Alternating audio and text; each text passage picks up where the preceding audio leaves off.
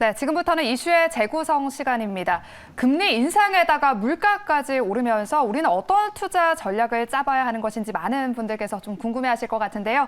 뉴스탁 유창희 대표님 통해서 오늘 인사이트 한번 얻어보겠습니다. 대표님 안녕하세요. 안녕하십니까. 그래도 오늘 이제 두 번째로 이렇게 뵙는 거라서 뭔가 조금 더 친밀감이 생기네요. 그런가요? 오늘도 잘 부탁드리겠습니다. 네, 잘 부탁드리겠습니다. 네, 간밤에 미국 연준에서 이제 대표적인 비둘기파로 알려진 부의장이 매파적인 발언을 한 것으로 알려지면서 오늘 양적 긴축 착수 가능성을 시사했습니다. 우리 증시 어떤 악재로 작용할까요? 그렇죠.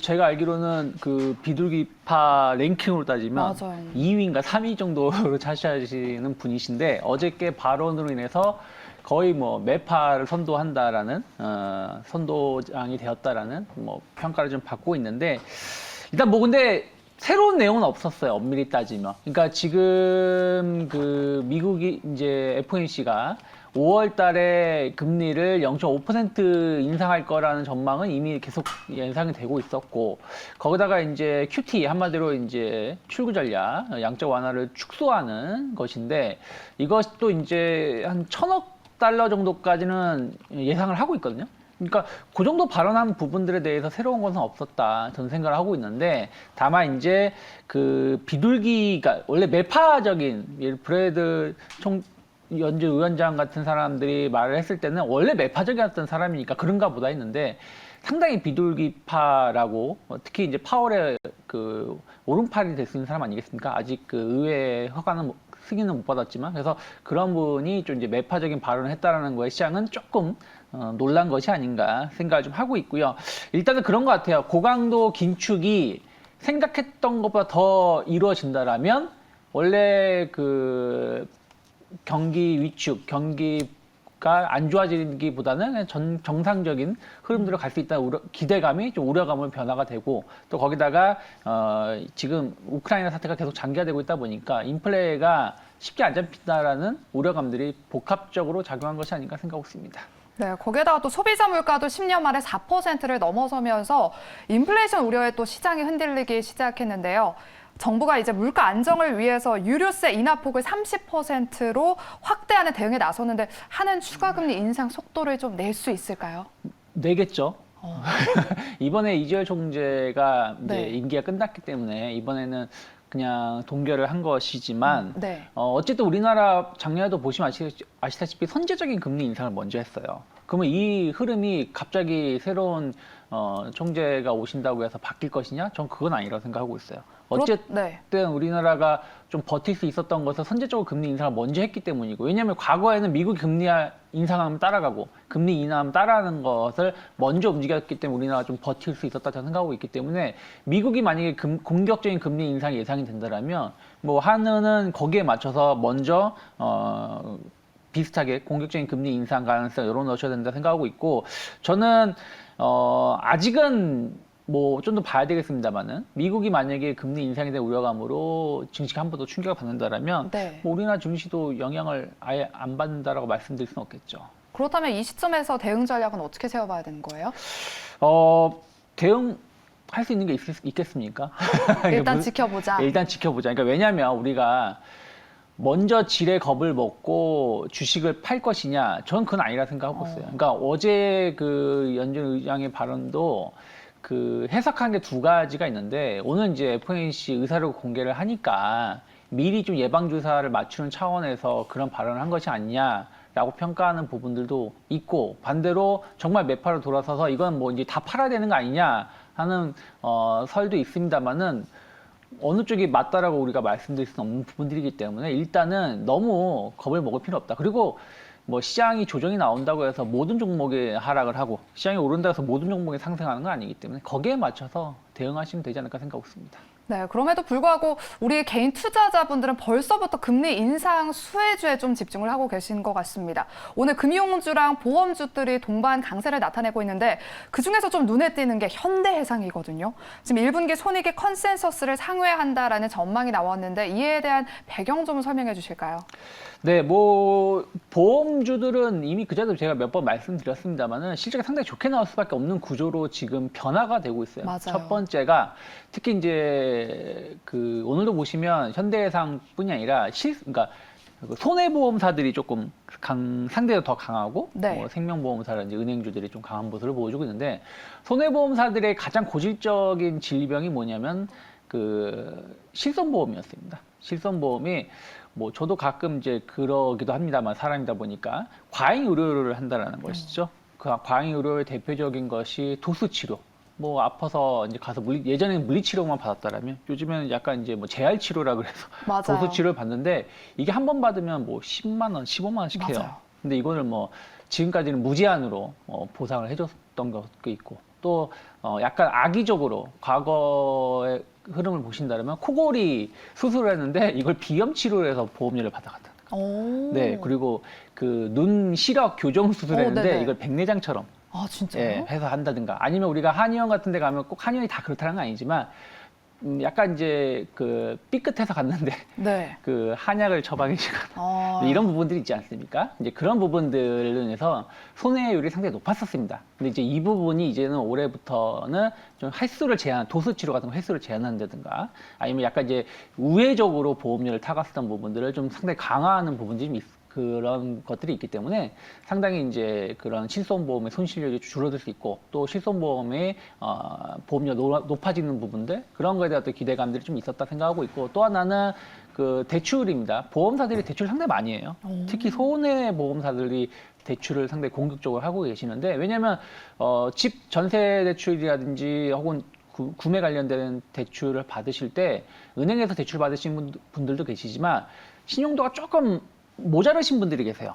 그 중간 정도 신용도이신 분들은 오히려 보험사 대출을 껴서 받는 경우가 많이 있기 때문에 그런 부분들이 금리 인상에 대한 어떤 수혜를 같이 맞물리면서 보험사들 원래 주목을 했었고 또 미국이 고강도 금리 인상에 대한 어떤 우려가 또 이쪽에서는 기대감이 작용하면서 오늘 좀 더 오르지 않나 생각하고 있습니다. 네, 제가 찾아보니까 지난해 보험사 대출 잔액이 뭐 5.2% 증가한 것으로 나타났다고 하는데 이렇게 지금 손해보험주가 상승세를 좀 탄 것 같습니다. 이에 발맞춰서 또 현대해상의 목표 주가를 증권가에서는 계속해서 목표 주가를 상향 조정하고 있는데 여전히 저평가됐다고 볼 수 있을까요? 저는 그렇게 보고 있어요. 왜 그러냐면 이게 꼭 뭐 그렇다 맞다라고 말씀드릴 수는 없지만 네. 뭐 코로나 팬데믹 이전의 주가가 한 4만 원대 주가 흐름이었었거든요. 그리고 지금은 그때보다 오히려 더 영업 환경이 개선되고 있고 수익성도 좋아지고 있고 또 금리도 계속해서 올라가는 구조로 간다라면 저는 좀 목표가를 많이 잡긴 했습니다만은 한 4만 원대까지는 계속해서 상반기 뭐 하반기까지 우상향 기조 이어갈 수밖에 없지 않을까. 이제 엄밀히 따지면 현대해상이 그 2019년부터 2000년도까지 올해까지 해서의 고점대가 28,000원, 3만 원대였거든요. 네. 여기를 이제 막 돌파시킨 거라서 상당히 좀 장기 상승 국면에 진입한 초입이다라고도 말씀드릴 수 있겠습니다. 네, 현대해상 아직까지도 여전히 저평가다라고 의견을 주셨는데 그렇다면 목표가 어느 정도로 잡아볼 수 있을까요? 저는 말씀드린 것처럼 4만 원대까지는 4만 좀 원. 중장기적으로 계속 끌고 가실 필요 있다 생각하고 있습니다. 네, 현대해상 중장기적으로는 보유하신 분들은 목표가 4만 원까지 좀 보유해 보셔도 괜찮을 것 같습니다. 그렇다면 보험주에 대해서 이야기를 나눠봤다면 이번에는 금융주에 대한 이야기를 좀 나눠보겠습니다. 금리 인상 수혜받으면서 금융주도 상승을 하고 있는데 은행 대출 금리 인하 움직임은 좀 주가에 영향 없을까요?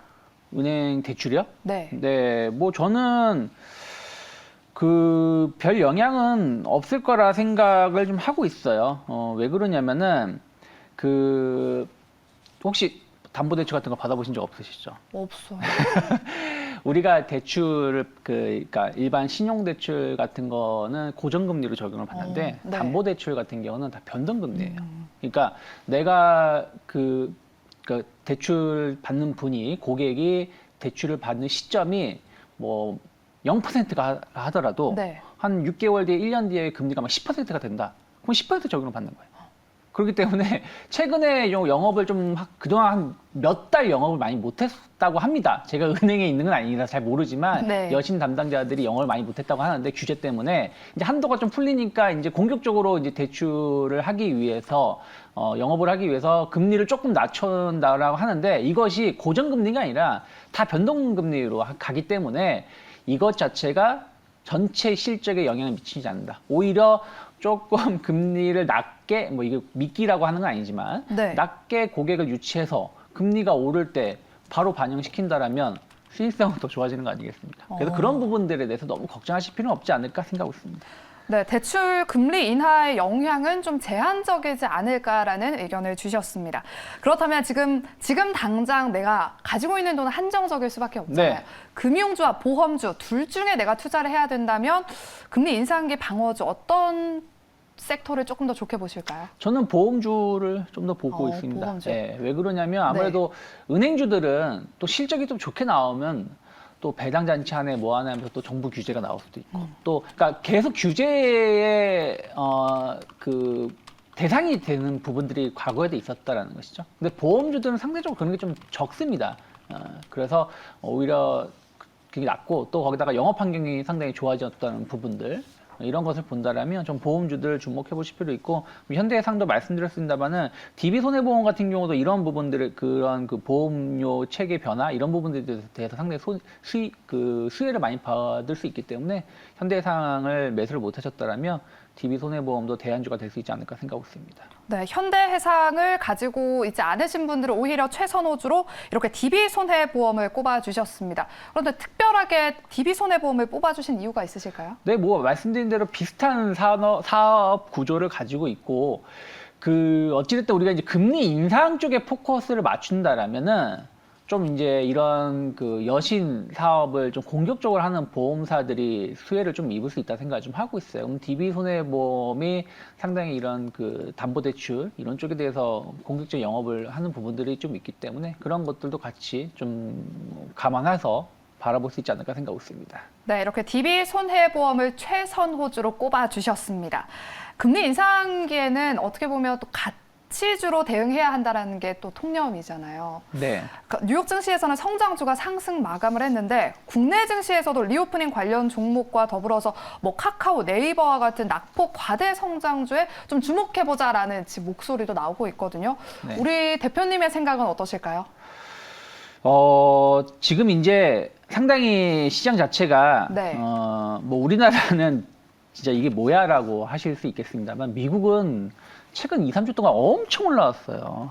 예, 뭐 나스닥은 저점 대비해서 거의 17% 이상 어저께 주가가 하락했음에도 불구하고 17% 정도 올라왔고 S&P 500도 한 11% 정도 이상 올라왔습니다. 그래서 상당히 지금 단기 고점이 그러니까 이게 베어마켓 랠리의 끝이냐 아니면 추가 상승을 위한 조정기냐 그 기로에 놓여 있는데 과거에 그러니까 지금까지 논리를 따지자면 금리 인상 올려봤자 여전히 마이너스 금리다. 무슨 얘기냐면 미국이 뭐 금리가 2%가 된다고 하더라도 물가 상승률이 7%가 되면 실제 금리는 마이너스 5%거든요. 그렇기 때문에 은행에 돈 넣어놓기보다는 이런 성장주, 실적 좋은 종목군들을 매수해서 차익을 노리는 게 더 맞다라고 평가를 받으면서 올라왔는데 이게 아까 제가 말씀드린 것처럼 반대로 금리를 너무 빠르게 오르게 되면 경제가 안 좋아지게 된다. 그렇게 되면 또 가장 타격을 받을 수 있는 게 성장주거든요. 그래서 네. 지금까지의 논리는 일단은 성장주들이 저평가되어 있다는 인식하에 올라오는 게 맞았지만 앞으로 한 2, 3주 혹은 5월 달 이후에는 이게 또 변화가 될 수 있다 생각을 좀 하고 있어요. 그래서 너무 성장주에 대해서 부정적으로 볼 필요는 없지만 일단은 좀 지금부터는 이렇게 경계심을 갖고 바라봐야 되는 시점은 맞다 생각을 좀 하고 있습니다. 그래서 무조건 금리 인상기라고 해서 성장주가 나쁘다라고 말씀은 드릴 수는 없다 생각하고 있습니다. 네, 무조건적으로 금리 인상기에는 성장주를 나쁘게만 바라보지 말자. 그래도 좀 차익을 실현하는 것도 괜찮겠다라는 의견을 주셨습니다. 네, 지금까지 유스탁 유창희 대표님의 의견 들어봤습니다. 대표님 고맙습니다. 고맙습니다.